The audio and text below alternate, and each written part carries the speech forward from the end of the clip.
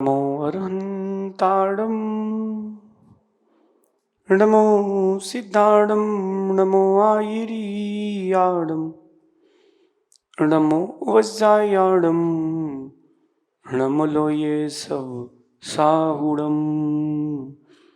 पंच परमेष्टि भगवंतों की, आचार्य भगवान गुरुवर विशुद्ध सागर जी मुनराज की।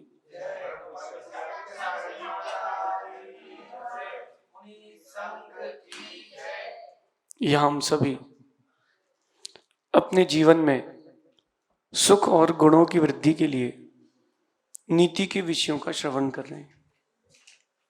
नीति हमें समय सूचकता के साथ साथ व्यक्ति का प्रतिबोध भी कराती है, क्योंकि गलत वस्तु या गलत व्यक्ति अपने जीवन के लिए सबसे हानिकारक चीज है। सुखमय जीवन दुखमय होने में देर नहीं लगती, और सही व्यक्ति जुड़ जाए तो दुखमय जीवन को सुखमय होने में देर नहीं लगती। आज की नीति कह रही है कि व्यापार करें, और व्यापार करें तो किन लोगों से करें, किन लोगों से करना चाहिए। जिनसे धन आता है उनसे नीतिकार कहते हैं ऐसा नहीं है। किसी भी घमंडी या लालची व्यक्ति से कभी भी कोई व्यापार और कभी भी कोई भी व्यवहार ना रखें।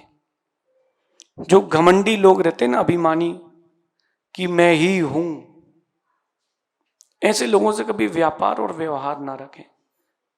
अगर आपके मन में एक भाव है कि मैं श्रेष्ठ हूं, ये अच्छी बात है, मैं श्रेष्ठ हूं, ये बहुत अच्छी बात है, मैं ही श्रेष्ठ हूं, ये घमंड की पहचान है।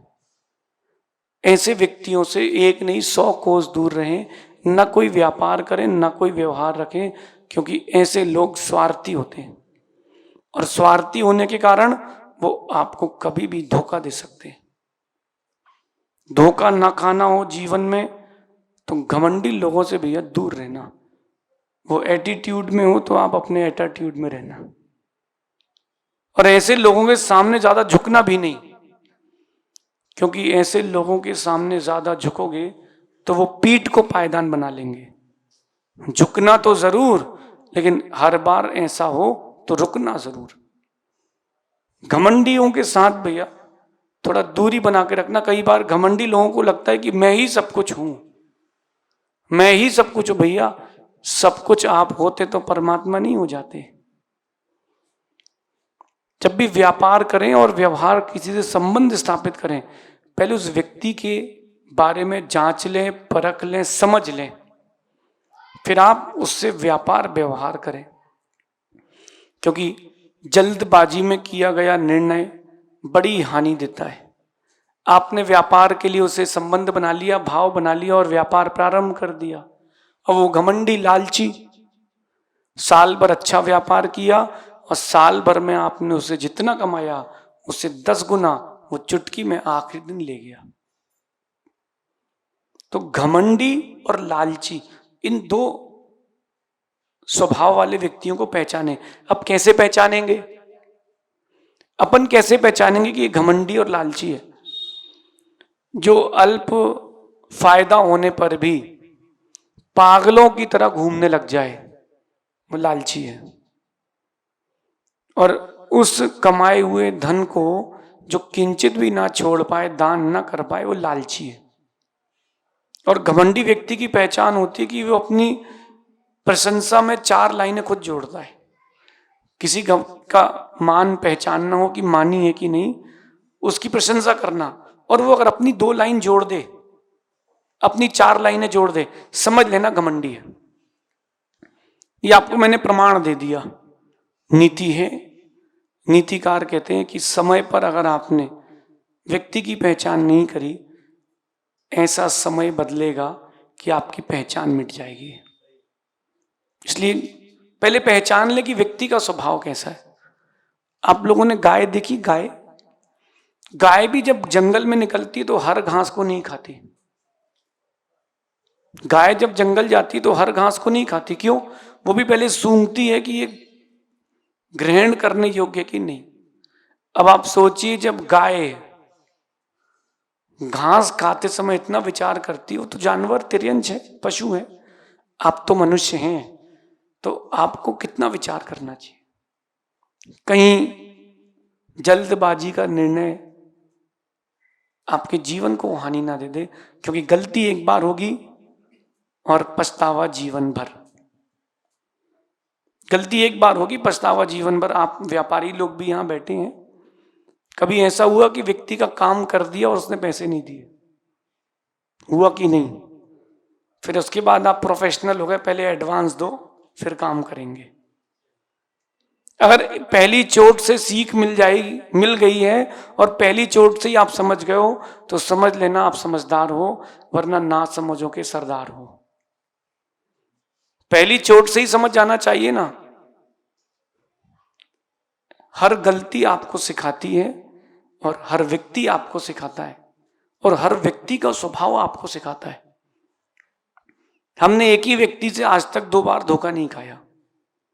आप लोगों ने खाया कि नहीं? अगर खाया है तो गलती उसकी नहीं, आपकी है, क्योंकि आपको पहचान नहीं है। और उसी गलती पर दोबारा धोखा तो मैंने कभी खाया ही नहीं। उसी गलती पर माना कि किसी व्यक्ति ने आपके व्यापार में कुछ ऊंच नीच करके आपके धन का हरण कर लिया, कोई बात नहीं, ये समझ लेना कि अनुभव तो मिल गया है। नीतिकार कहते हैं कि नुकसान में भी नफा देखो। अगर कभी लगता है कि इस व्यक्ति ने धोखा दे दिया तो बहुत अच्छी बात है, छोटा मोटा हो तो चुपचाप सह लो, कम से कम वो शिक्षा दे गया है। और सबसे अच्छा आपको हम प्रमाण देते हैं, हर मनुष्य का चेहरा एक जानवर से मिलता है, उस जानवर से उस हर मनुष्य का चेहरा मिलाइए, जैसा मिलता है कहीं ना कहीं वैसी प्रवृत्ति भी मिलेगी। जो लोमड़ी टाइप के हों, भालू टाइप के चेहरे के हों, ये धोखेबाज है, चालाक, ये धोखेबाज है। ये कभी भी अपना काम निकाल के तुमको छोड़ देंगे। फिर आपसे पूछेंगे आप कौन? सुन लो नहीं, 2 महीने वहीं कैमरा चलाने के बाद उसी से वो बोलता है कि सैलरी, बोले आप कब से यहां पर आए? वो कहता आप 2 महीने रोज मुझे पर्ची देते थे कि आज ये नाम लिखना, आज प्रवचन में ये लिखना, भूल गए आप? बोले नहीं, हम तो नहीं जानते आप कौन। ऐसे भी स्वार्थी लोग मिलेंगे। जीवन में धन को महत्व ना दे करके अपने व्यवहार को महत्व देना प्रारंभ करें।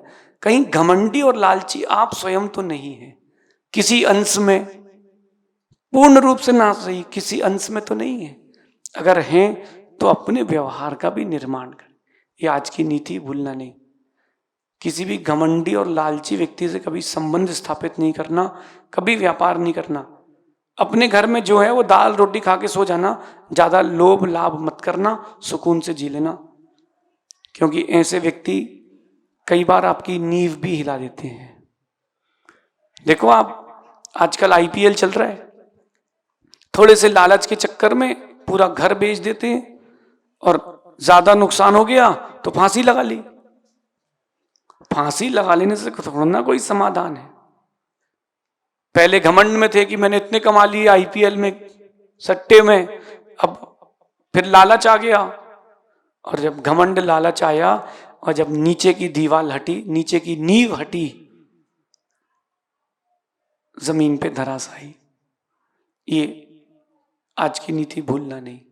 घमंड और लालच ये आपके जीवन के सबसे बड़े हानिकारक तत्व हैं। इनसे खुद को दूर करोगे, बहुत ऊंची उन्नति पाओगे। शेष आगे देखेंगे। भगवान महावीर स्वामी की जय।